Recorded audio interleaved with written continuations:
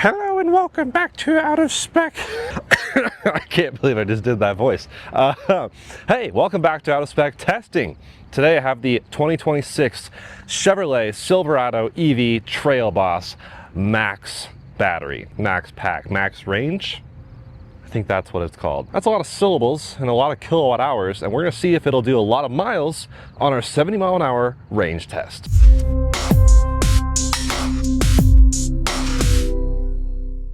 That's right, this is one of those GM behemoths that we've all seen for years now. They've had the Hummer EV and the Silverado EV and, well, Sierra EV and other huge vehicles, Escalade IQ. We are no stranger to these giant GM Ultium platform. I don't know if it's still called that, but hey, they still have Ultium branding all over this thing, so I'm gonna keep calling it Ultium. It's a cool name, it's a cool word. I don't blame them.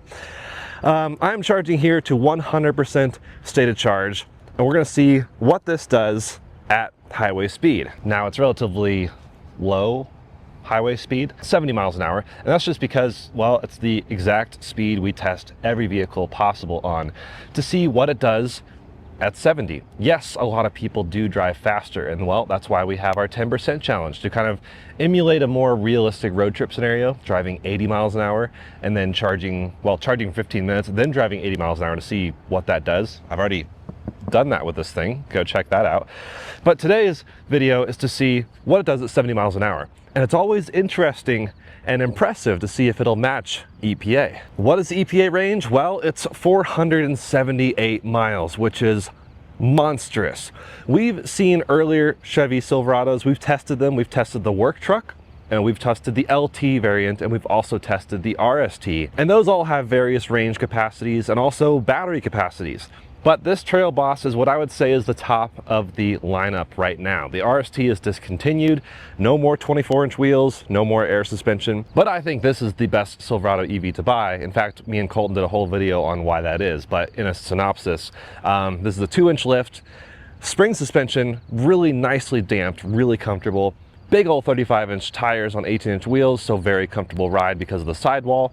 And it's the huge battery, so you can go kind of forever. It is expensive, 93 grand. There's also the extended range battery, which annoyingly is the name of the middle battery.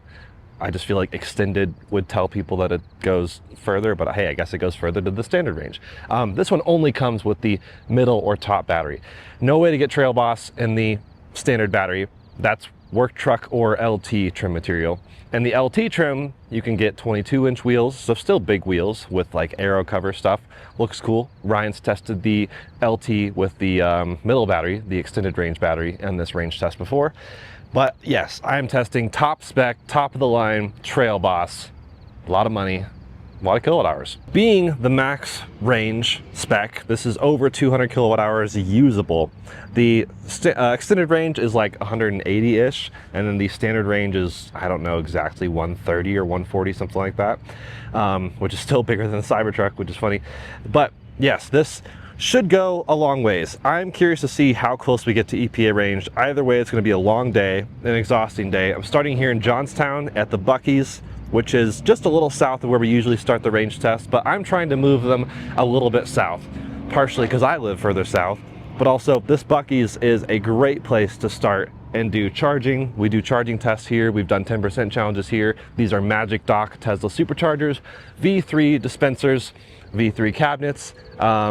It doesn't give full juice to this car, so I can't do a charging test or a 10% challenge with this car here, but in the case of a range test, well, it's doing just fine. We're currently at 97%, pulling 51 kilowatts, so not amazing. But yeah, you know, a lot of things just slow charge kind of up at the top. Conditions are looking good. It is 90, well, right now it's 70 degrees Fahrenheit, but it will be in the low to mid 90s today, which is hot.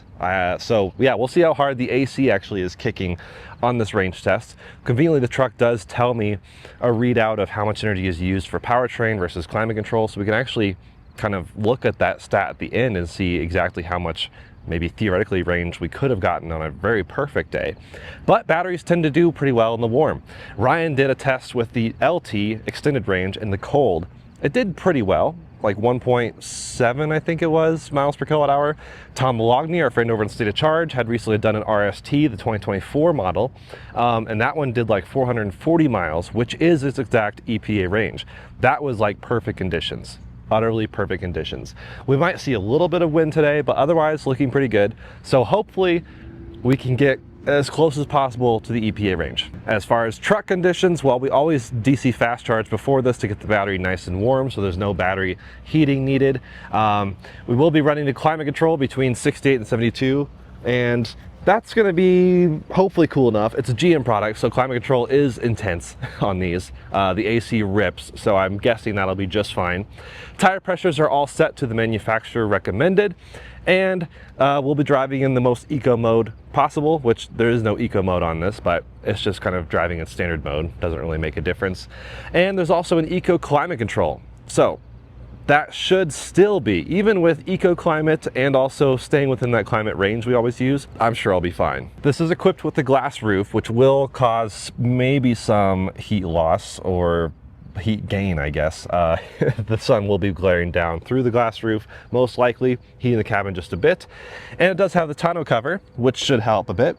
And these sails, which I love. I mean, this is all Silverados. They all have this thing. Some people say they don't like it. I think it's cool. I think it's absolutely awesome. Makes it look like an Avalanche, which is one of my favorite vehicles. At the end of the test, we'll be seeing, well, what this does at 70 miles an hour, but then also maintain some sort of speed and try to drive it out to 0, basically until the truck stops moving.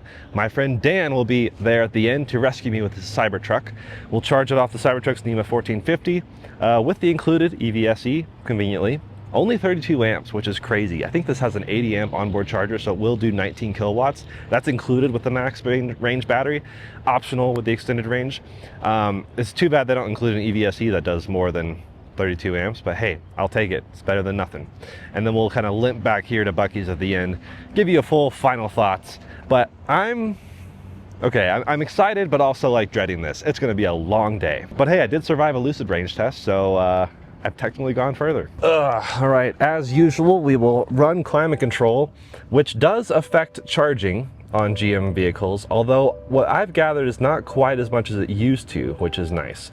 So we're gonna pre-cool the cabin and therefore use energy from the charger to do that, which will be nice. We're still charging at 46 kilowatts at 99%, which, this GM door ding. So as I said, climate, we'll have everything kind of synchronized. We'll have the rear off and the front on, and then we also have fan speed low, as well as eco climate, and no cooled ventilated seats on startup. This has cooled seats, which is nice. Unfortunately, not going to use them, which makes me sad. Either way, that'll be nice. Vehicle status, energy info. We can actually see a breakdown of how much energy we're using, like I said, for climate control or for driving, or I'm guessing this is battery preconditioning, I think. The symbols are not clear to me. And maybe this is like vehicle remote start. I'm not really sure. We're going to, let's see, reset trip. Here we go. So we've been doing trip 2, resetting that for everything, add to driver display. So there we go. There's the trip information, and then we can always pull this other stuff back up to see the energy info, and we'll keep you posted along the way. Although it says 100%, we're still pulling 44 kilowatts, so it is essentially top balancing the pack. We may be sitting here for just a bit longer. When I initially plugged in, it said 8:55 as the estimated time of finishing. We're still 20 minutes away from that. So we'll see. I don't think it'll be top balancing that much. I think we're getting ready to go here, which will be nice. I'd like to get an early start. I left my house at like 6 a.m., so I didn't have to go into the evening hours too much. Checking the Tesla app is interesting because that's what's telling me the charging progress, and it's saying that the truck is at 99%, even though the truck itself is reading 100%. So it's still delivering 40 kilowatts. It's awesome that I can check my charging progress from not even its own app. Super fantastic implementation. All right, so the Tesla app claims that it is doing 29 kilowatts at 99% at this exact moment. So effectively, perhaps 6 kilowatts additionally are coming from the charger to do cooling, whether for the battery or climate in the cabin, I'm not really sure. And maybe Tesla just reads out 99% like maybe it doesn't read 100% ever. I'm not really sure what Tesla's logic is, or if each company's rounding differently. Really not sure what the discrepancy is. Either way, we're trickling into hopefully what is the end of charging. I'm not sure if this will trickle all the way down to like single digits or if it'll stop sometime soon. We are at the 8:55 mark, so perhaps I won't be out of here quite as soon as I thought. But hey, gotta make sure it goes until it completely shuts off. Boom! Just popped up, charge complete, ready to go. I really, by the way, wish I could add energy usage and trip to the driver display. It annoys me that GM doesn't give you full customization. In fact, they only show you state of charge on one of the 5 driver displays, which really blows my mind. So, we are off, fully charged, fully ready to go. Let's see what this bad boy can do. 478 EPA. Hey, maybe we'll hit that. All right, starting off the test, setting the cruise on 71 miles per hour indicated, which is actually 70 GPS. By the way, I was trying to use the GoPro to film the on-ramp and it stopped working. GoPros are so bad. I don't understand how they're this bad. I'm using a GoPro 12, I think, or 11, which is a recent-ish one. Still absolutely terrible. Crashes all the time, always ask me to set the date. If anyone can explain to me why they're so bad, please let me know. I gotta get some DJI action cams. Kyle has them at the track. I just need to get some out here for better filming. Either way, we are on the highway, cruise control set, super cruise control set. This truck, being the 2026 model, has super cruise with hands off, lane centering with hands on, without pre-mapped roads. Really cool. That's all GM across the board, 2026 model year and on. I'm not actually sure if the hands-on lane centering, like just lane centering in general without Super Cruise, I'm not sure if that's a standard feature. Like if you don't get Super Cruise, do you still get hands-on lane centering? I hope that's the case. But it kind of advertises to be well, I don't know if they say the word seamless, but it's not a seamless transition between hands-free Super Cruise and hands-on lane centering. I discussed that thoroughly in our Hogback Challenge, also filmed with this truck, also on this channel either now or soon. So go check that out for a thorough investigation of Super Cruise. It'll be interesting to see how all these stats stack up. I'll be doing check-ins at every quarter% of the battery, so 75%, 50%, 25%, and again at the very bottom with as many stats as I can possibly give you. So auto lane change isn't really that fast. Like, it's decent, it works, it's just not super consistent. So that's a slight bummer, but I may do my own lane changes, we'll see. It does have automatic lane changes without driver input, which is really cool, but I don't think I'd have that turned off because it's not super predictable and it's kind of annoying. So like back there, I wanted to get around that semi without losing too much speed, and so auto lane change would have taken too long. I just took over. Well, hello again. I almost forgot you were there because it's been so long. We are coming up to the Buffalo on the Hill, which signifies the border of Wyoming and Colorado. I thought it'd be worth mentioning this check-in because, well, for reference, we used to start this in Wellington. We probably still will sometimes, this range test, being in very northern Colorado. And I've gone from Wellington to this Buffalo using more than 10% before. Well, we started nearly 30 miles south of Wellington, 25 or 30 miles south, and we're at 88%. So far, we've used less than a kilowatt hour on climate control, 23 kilowatt hours on cruising to go 45 miles. So that efficiency effectively is about 1.9 miles per kilowatt hour. I'm curious to see how consistent that is throughout each check-in, throughout this test, because I'm hoping for close to that number, because that would give us around 400 miles of range, which I think is pretty decent. But I'm hoping for over that number because I would love to see closer to the EPA. But we'll have to see. Once again, a lot of curiosities being uncovered in this test. My average on the 10% challenge at a higher speed of 80 miles an hour was about 1.6 or 1.7 miles per kilowatt hour, and with just the relatively poor slipperiness of this car, the not great coefficient of drag, for lack of a better term, it really, I'm not expecting great things. But speed drastically affects that, so maybe doing 70 will help a lot. Heck, if I were to do 60, well, Tom Malogny recently proved with the Escalade IQ that doing 60 versus 70 on something like that made a huge difference. He hit 600 miles. Chevy, notably, did 1,000 miles in a Silverado EV with this battery, similar to this truck. It was a work truck though, so slightly more efficient perhaps.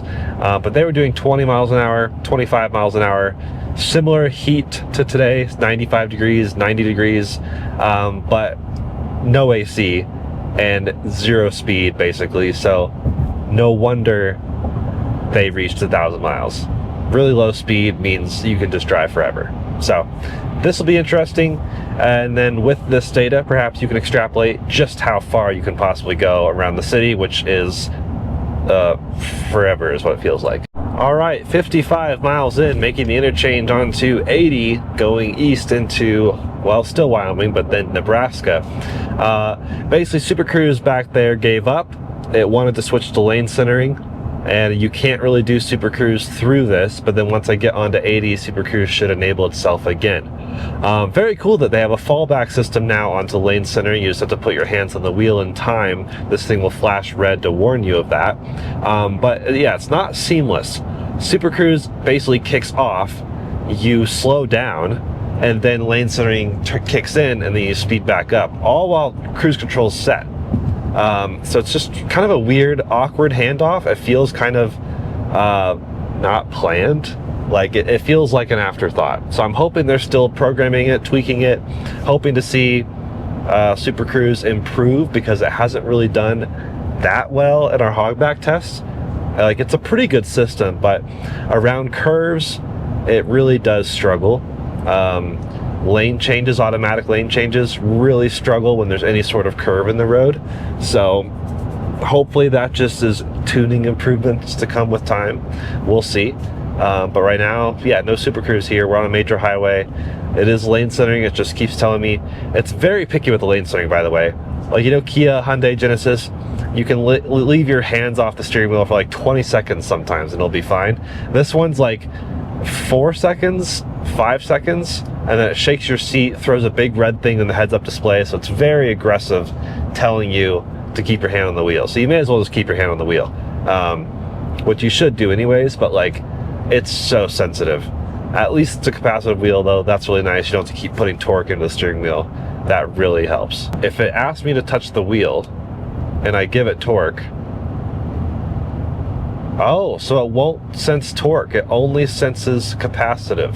That's really interesting. So it's not like an either or situation. I didn't mention that in the hogback, that's for sure. We just passed the border to Nebraska, which is exactly 100 miles into the range test. And I still can't give you a 75% check-in because, well, we're at 77%. So mathematically, statistically, we should see over 400 miles. I'm not sure how far over 400 miles, but this is looking pretty good. 2.1 miles per kilowatt hour is the current trip average. So I don't know. I'll see you soon once we get to 75%. But all this to say, we started way down at Buc-ee's, 100 miles to the border, which is why I like starting at Buc-ee's, by the way. 100 miles to get 2 borders in, through Wyoming, now to Nebraska, and we are still so far away from ending this test. All right, well, I'll see you in 2%. 75% check-in. We've done 106 miles, and the energy usage, 3% on climate control, 1.6 kilowatt hours, 50 kilowatt hours, or 97% on the actual driving. So that's a total of 51.6 kilowatt hours. So we should maybe expect to see a little over 205. Chevy claims 205 usable. We've actually pulled more out of this pack before, so I'm curious to see if these quadrants will be different. I'm curious to see if, you know, perhaps the BMS was a little off. Whenever we charged to 100%, the car stopped charging. It may have actually been a hair under 100, but the car was thinking it was 100. It's really hard to tell. I know Tom Malogny dealt with that on his RST range test, where his first quadrant had around 100 kilowatt hours, but then, or sorry, 50 kilowatt hours, but every quadrant after that was more and more. So curious to see if that happens here. We'll be turning around before we hit 50% because we do want to make sure we can get back to where we started and account for any sort of, you know, if we have a little bit of tailwind. There's not much wind out here, but a little bit. So whatever little bit of tailwind should then be a little bit of a headwind. You know, crosswind, of course, won't counter itself, but the wind is not much of a factor today. It's mostly a heat thing. So I will check in with you guys when we do turn around, maybe 53%, something like that, roughly, and then we'll see how it fares back down to 50%, 25%, and when we get to the bottom of the pack. All right, once again, I thought I turned on the GoPro and it didn't work, but we are turning around here at 53% state of charge, 199.4 miles. And we are 100 miles into Nebraska. So I guess another 100 miles back to the edge of Nebraska and then back into Wyoming. Setting cruise control now back to 71 indicated, 70 GPS.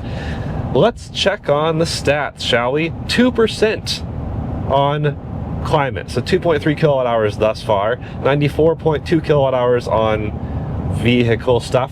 So that's a hair under 100 kilowatt hours so far. We'll check in officially at 50% here in a little bit. By the way, this thing says battery capacity calculating.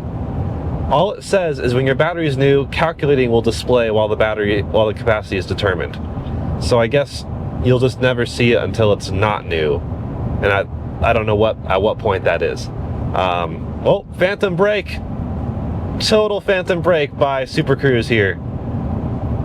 Really interesting. I've had to do it a few times, not as much as Tesla Autopilot, but Super Cruise does phantom brake, and I can't figure out why. Either way, 2.1 miles per kilowatt hour, 200 miles on the clock. We're gonna keep going. We're not even halfway through with this. 50% check-in.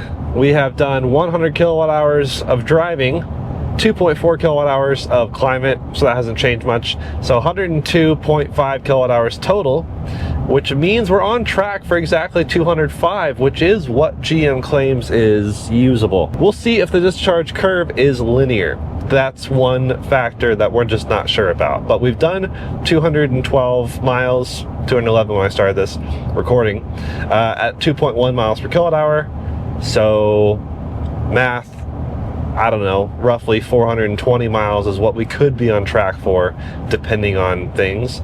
But then the 2.1 miles per kilowatt hour doesn't quite equate with that, depending on what the climate control does leading into this. Again, 92 degrees, so we are definitely in the heat. We do have a little bit of crosswind, unfortunately, about 7 miles an hour. So that is impacting us negatively in both directions, which is a bummer. Well, it's not that I'm on a crusade for anything about FSD versus Super Cruise, but I do just want to keep pointing out, Super Cruise keeps trying to point me into the cones, and then it'll turn off, and now it's trying to do lane centering but can't find the lanes. FSD would have no problem here. Just saying. I will just continuously give Motor Trend crap for giving Super Cruise Technology of the Year, while FSD is clearly a more supreme technology. Teslas are not perfect, but this is, oh my god. All right, so yeah, Super Cruise turned back off there. Yeah, that's just a challenge. Most of this drive though, Super Cruise, excellent, flawless, perfect, hands-free driving. Actually, I have the lane departure system trying to push me into the cones now too, which is pretty annoying. I can actually turn that off with a button down here, which is nice. Oh wait, that turned it on. So it wasn't even on. Oh god. Okay. Well, we're just gonna continue on now. Still 45%. I've been driving for over 3 hours, and I've just scraped the second half of the battery now. 25% state of charge check-in. Actually, we hit 25% with 100 miles remaining, and then I literally saw that and I was like, oh, 25 times 4 equals 100, and I didn't register the fact that I should be filming. Once again, sensors can't see lane lines. Super Cruise keeps turning off and on, off and on, off and on. Really annoying. But hey, like I said many times, Super Cruise is a great system in good conditions. It's all the edge cases that it really struggles in. But yeah, 2 miles per kilowatt hour is now what our efficiency is on average. So it has slipped a little, and we're seeing about 154-ish kilowatt hours total. Still only 3 kilowatt hours for climate, which I have at 71, by the way, so not even as low as it could go, 68. And it's nice and cool in here. I could probably even do 72. I just like it to be cold. The NVH and stuff has been improved quite a bit with, I guess, the new 2026 model year, because there's not near as much rattles or sound coming from behind me. So I'm really impressed with how well they've isolated the cabin, especially for this not being the Sierra EV, which has nicer materials all around. This still being Chevy, plastic everywhere. Screen is decent. I will say a screen in sunlight equals hot. Hot to the top. Oh my gosh. So like your taps are going to be quick, otherwise you will burn your hand, which is a bummer. So I wish the screen had some sort of active cooling. I'm surprised it's still running so well, but I guess the CPU could be hidden somewhere else. I'm not really sure. 86 miles to the charger. It's estimating 3% on arrival, so we may do a little bit more looping, maybe one quick loop. Software, I'm fine with Google for the most part, but it is very annoying to use this after you've used Tesla and Rivian, which are so good with route planning, adding stops, changing stops. This is a very frustrating system. Like, if I'm routing to the charger, but then I want to like route somewhere else and like add another stop because maybe I'm trying to you know, see what state of charge I would be at if I hit the charger and then go loop somewhere. Can't do it. Can't tap and hold. Can't add a stop unless it's a named location or I know an address. It feels like a dumb navigation. It's not as smart as it could be, not as user intuitive or user, let's say pro user friendly as I would like it to be. So I guess once I get close to Buc-ee's, I may just skip the exit and go past it, or maybe loop back around there. Not really sure. I've got Dan the Man, Dan Camp, spotted model on Twitter, X. He will be my rescuer with the Cybertruck. All right, well, I wish the camera was running, but I just had 2 more instances of Super Cruise failing. It first said Super Cruise ending, not available in exit lane, and I'm not in an exit lane, I'm just in a normal lane. And then it also said Super Cruise ending, lane ending, which also is not true. So even the pre-mapping is kind of an issue. Otherwise, I mean, think about it this way. We're doing about a 400-mile road trip to nowhere, and I've had Super Cruise work for like 397 of those miles. So that's a really good average, but it is like still a solid few miles of no Super Cruise just from various glitches or issues. I'll stop harping on Super Cruise. Again, it's a fine system for most people. It is just eye-opening going from FSD to Super Cruise, because it does feel like I'm going back in time to where tech used to be. And we are crossing the border into Colorado. It even says welcome to Colorado on the Google Maps. Cool. 14%, just passed from 15 to 14%.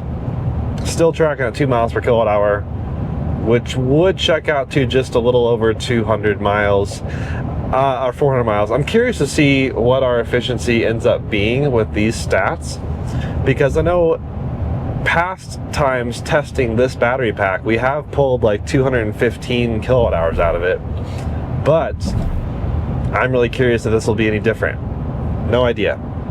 We'll find out. We're still on track to get back to the charger with 3%, which means I'll do a loop north, checking traffic conditions. There's only traffic south of Buc-ee's, which is great. So I will stay north of Buc-ee's to avoid the traffic. And Orion tested the RST in cold, windy conditions. He got a little under 400 miles, but this one has a higher stated range, and also it's impressive though, because this has, again, the 2-inch lift, which I think would hurt aerodynamics a bit. But we have had, unfortunately, about 10 to 15 mile an hour crosswinds that built up as we were going through Nebraska on the way back, which are now headwinds as we're going back down south. So this whole thing should be in a grain of salt of, we had no tailwind going north and now we have headwind going south. That is just a bummer. That's how weather works, unfortunately. Colorado especially. I'm kind of glad Kyle's gonna be doing some testing out in North Carolina, because I'm curious to see how maybe some cars we've already tested will be as a repeat out there. So maybe the weather will be a bit more predictable. Not really sure, but that's just how it works up here sometimes. Either way, still overall good conditions. I'm still staying comfortable even with 90 degrees ambient temperature outside. You know, normally I would have cooled seat on, but we don't use that for this testing here. And we've used 3.5 kilowatt hours of energy usage. I'm curious to see what the truck does at the lower state of charge, but like I said before, every Silverado we've tested has basically done like 5 miles below zero, but usually comes off of 70 at 1%, maybe as you hit zero, in some cases 2%. It's kind of hard to say exactly how the BMS is down below. Either way, the most important number is what happens, how many miles can we do at 70, and then we kind of already know what happens below zero, so it's not as important for this test. We've documented that many times already with these trucks, but even a recent one. But hey, we'll see what happens today. Chevy has awesome colors and terrible names. That's the Chevy Trailblazer right there. It's passing us, and it's the last thing you'd want to take to blaze a trail. And then you have Pathfinder, which is a synonym from Nissan, maybe a bit more trail focused. And then you have Trail Seeker, different from Trailblazer. That's Subaru. Yeah, names are getting out of hand. Anyways, here on the Silverado EV, just getting close, I think, to dipping below 10%. Still no warnings or anything, but that's fine, because at 10% we still have a stated 45 miles of range, which is like almost the full range of a Chevy Spark EV, which is hilarious. Looking at vehicle status, we've now passed 180 kilowatt hours used for driving, 3.7. So we've settled in truly at this 98-2% split between climate and drivetrain. I think I've seen 1% before with other range tests, so perhaps that was because, well, it's so hot outside, 92 degrees ambient, that we really don't have an option. It's definitely given me some time to play with the screen, and I just really wish this was like more customizable. For example, you can do this split screen here. So I've got my map right there, which unfortunately is not a smaller version of the normal map. It hides a bunch of things, and then you can't interact with it like this. So you can't do multi-touch, zoom, or whatever. You can only do that in full screen. So split screen makes it a dumb, minimal map. You can't adjust the sizing. And then this right here is audio, or trailer status, or map shortcuts, I guess. And that's it. What I want here is this energy usage screen, but there's no way to put that there. I can add that to driver display, which I'll do now. But then we go over here, I can't put my trip odometer here. Can I do trips here? Yes. So I guess I can do that, but then I have no map. So no full way to win. You're like, well, wait, you could put the map over here, which is true, but then I lose what was on the driver display. I also lose state of charge. The only one of the 5 displays, 6 displays, shows state of charge. So can't win them all, but that's okay. I'll toggle between map and split screen here to show quick stats if I need to. But man, this is a long drive. We've now been driving for 5.5 hours non-stop, 2.1 miles per kilowatt hour. Fantastic. It's really interesting how current trip and trip 2, which are the same exact trip, same exact mileage, show a different miles per kilowatt hour. That's really strange. First warning on the screen, I don't know if you can see it, but it says charge vehicle soon. Oh, it also says no road information, hands-free driving unavailable. Charge vehicle soon, right at 30 miles remaining. Or maybe it was the low end of 7%. I think it's based on mileage guessometer remaining. So 30 miles is when it says, hey, you should probably find something. But I can still see mileage remaining and percent on arrival, or percent remaining. Percent on arrival wavered between 2 and 3 for a while. Now it's saying 4. And in my experience, this actually is optimistic by about 1%. So every time it says I'm going to get somewhere, it usually says I'll get there with 1% more, or 1% less than I actually do. What a place to have a turnaround. Right before traffic starts building up, I leave the highway, head back north where there's no traffic. Looped back north, and it's saying if I turn around here, drive 7 miles, I'll go from 5 to 1%, now it's just adjusted to 2%. It's truly optimistic. It originally said I'd get back to Buc-ee's with 3%, occasionally 2. I ended up with 6%, which is a huge disparity when you're talking about a battery of this size. So I don't think the gasometer is quite as accurate as I would like, but generally pretty good, and it seems to lie on the optimistic side or conservative side, whichever. Yeah, conservative side, which is good, I think, for most people. But let's see, if I skip this exit, what will it tell me to do? What will it tell me to I'll get back with? 2% will now change to 1%. Okay. Wow, I might need a bigger loop than I thought. This is crazy. We are now coming off still at 4%, which is crazy. It says I'm going to get to Buc-ee's with 0, and it recommended adding a charging stop, but I bet that's still conservative. It could be a non-linear discharge curve, especially in the lower part of the pack where the route planner hasn't learned to account for that or doesn't really know necessarily. Could also be a BMS issue. There's a number of things. I'm not really sure what to expect. I also don't know how low this truck has been driven. So I could be in for a nasty surprise if, if BMS isn't calibrated. Been there, done that. Either way, we've got about 11 miles back to Buc-ee's. Hopefully we can make it. I feel like that's way too optimistic. We may even do another loop, or I may jump off and do side roads, depending on how well we can hold 70. But my mission right now, hold 70 as long as possible. But hey, we've passed, where is it? Where is it? We've passed 400 miles. We're in 404, not found. Tech joke. Back on the highway, back on the speed, still 4% to only do 10 miles. That's going to be so easy for this thing. Really pushing, buffering the bottom of the pack, that's for sure. From, I guess, well, it's still at 3%, but it says charge vehicle now, adaptive cruise control gave up. It was roughly like 5 miles range remaining. I actually can't remember exactly. It's really annoying. Tom Malogny has complained about this, so it's not just me, but the fact that they remove your estimated range remaining and just put a low thing there is terrifying. Pedal mapping drastically changed as well, and so we are now just cruising here with, still says 3%, but we have turtle mode.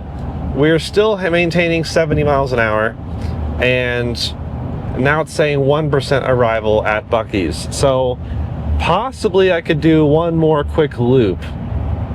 We'll have to see. This could be interesting. But the battery bar is now red, and yes, the low thing is still there. The battery is still orange, which is funny. But now I have a flashing battery symbol on the dash here as well. And it is harder to maintain speed. I can ease it into 70, but of course it's all manual throttle now. There's no more cruise control. So it's kind of a challenge to keep it dialed in there, that's for sure. But we've also just about crossed 200 kilowatt hours. 2% on climate still, 98% on driving, which is 4 kilowatt hours for climate. That is a good amount of energy if you think about it. But also, it's kept the cabin cool for over 6 hours now, so that's also something to be said. Not too shabby. As far as I can tell, still can hit, yep, still hit 70, so I'm doing one more shorter loop here on the highway. It's silly that it tells me to like hit resume cruise control, like it still makes it appear like I can use it, but there's nothing I can do to actually turn that on. Such a bummer.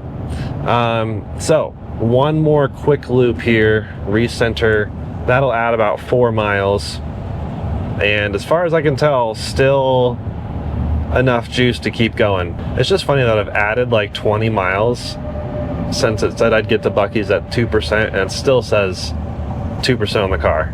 It's like a delta of 20 miles of accuracy, or lack thereof. By the way, I'm not routing to the charger itself, so we're not using any preconditioning. I should have mentioned that before, but yeah, no preconditioning to burn any excess energy. We always avoid that on these range tests. Strong regen leading up into here. These trucks have like the strongest regen. I think they regen faster than a lot of cars can charge. which isn't actually that uncommon. A lot of cars can actually allow more regen than they can constant charge rate. All right, still really feeling the lack of throttle, and just about 4 miles back to Buc-ee's. See if we can make it. I mean, it should be no problem. Still have juice. Definitely need to test another Volvo, because Volvo products seem to really struggle at low state of charge. I guess Polestar too. Maybe other Geely products. Geely, yeah. I need to test those again, because some cars, I mean, below like 8%, they'll struggle to keep highway speed. Props to GM for at least letting me stay on the highway safely down to extremely low state of charge. Only 2 miles to the exit. Maybe I should have done the longer loop. Jeez. Oh, there we go. 1%. Still maintaining highway speed. All right, we just hit 0%. We're on B roads now just because the highway was starting to get backed up a bit, and I just wanted to try to maintain some decent speeds. So at the moment, even at 0%, we can still hit 70 miles an hour. And it's funny, here's where it says I'll run out of battery. We can keep testing that theory, but it does keep moving that circle. So it's almost like a really useless circle. But I'm impressed, still at 0%, still holding 70 miles an hour. All right, pedal is down, and we are starting to, I think, struggle. Let's see if we can still hit 70. I mean, it's easy to maintain 70, even with very little power once you're rolling. But yeah, totally, still hitting 70.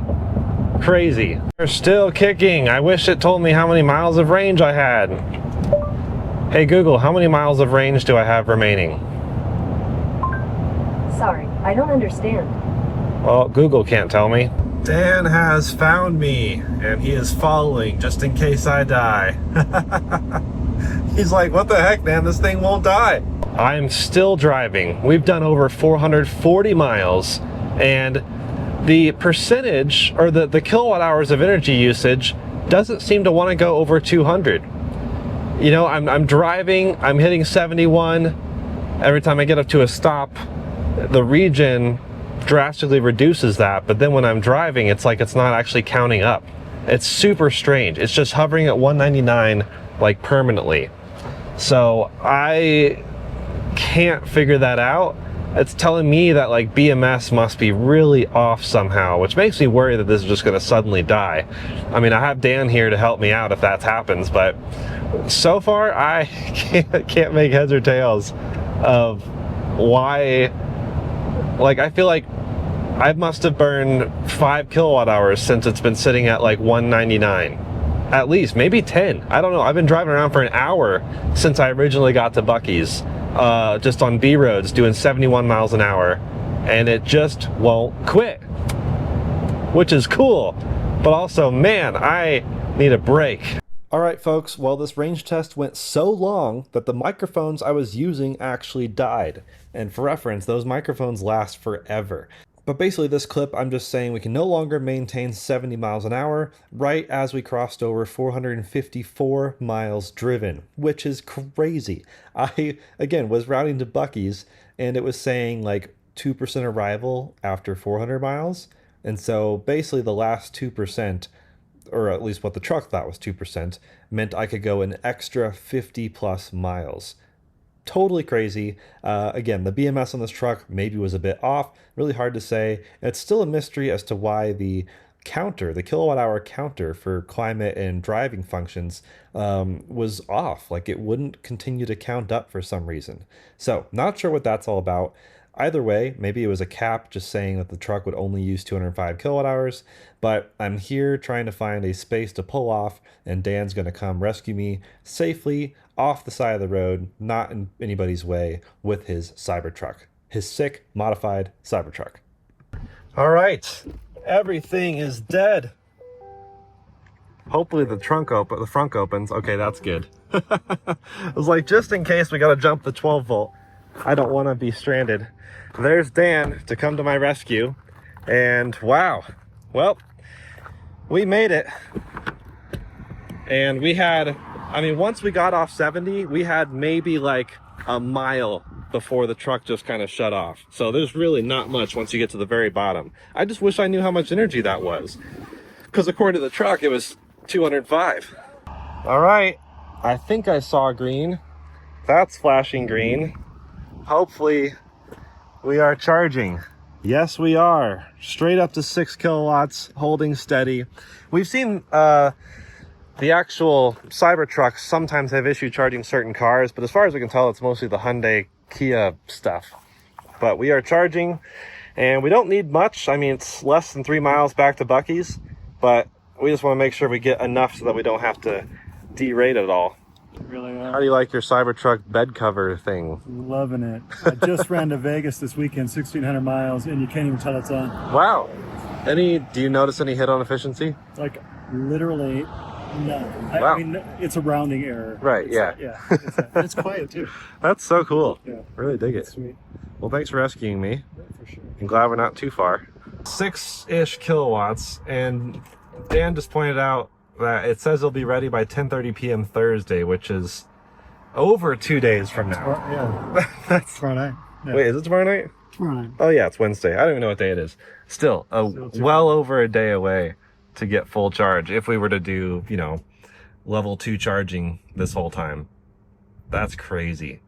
And you'll notice the top number there. So it says 6 kilowatts out of 18. It's actually just basically saying, you know, this truck has the 80 amp onboard charger if we could use that. But of course the EVSE it came with is only 32 amps. If only it was like 40 or 48, that'd be awesome. But hey, it's showing 2 miles of range remaining. So we actually have some range. Awesome. We'll probably limp back here in just another 10 minutes or so. And I'll be interested to see if this starts. We've had some issues with early trucks of them having, you know, basically once it's charged a little bit, not being able to actually go into drive. And then you have to do like a 12-volt battery reset, which sucks. It's super annoying. But the last time Ryan did the test with the blue LT trim, that wasn't an issue. So I'm hoping GM's resolved it by now. All right, we only charged 1%, 4 miles remaining, but I can already tell we have enough power to ease our way back to the charger. I think it's only 2 miles away. We'll see how off the BMS was. We only charged for about 15 minutes maybe, but like I said, have to get this truck back to the office ASAP. So we're gonna go to Tesla, charge whatever we have to do to make it there, and blast. I can see it on the horizon. Come on, truck, come on. We made it. All thanks to Dan. And we are, I think, charging, yep, 65 kilowatts, 69, ramping right up past 100. And yeah, quite the lineup.